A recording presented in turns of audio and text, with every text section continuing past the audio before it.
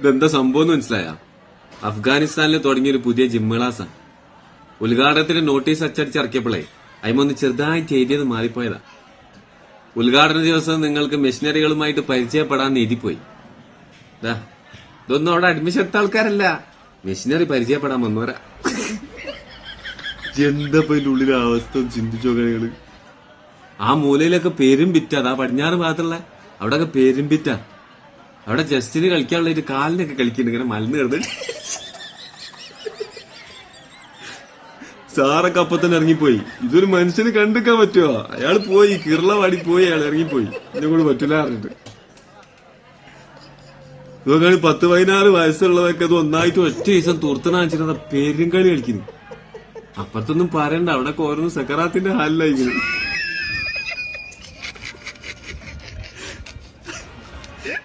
അടച്ചോന് വല്ലാത്ത അവസ്ഥ. എനിക്ക് തോന്നുന്നു ഞാൻ കൂടുതൽ ദിവസം പോകുന്നിട്ടാ. മറ്റന്നാൾ ഇത് പൂട്ടും.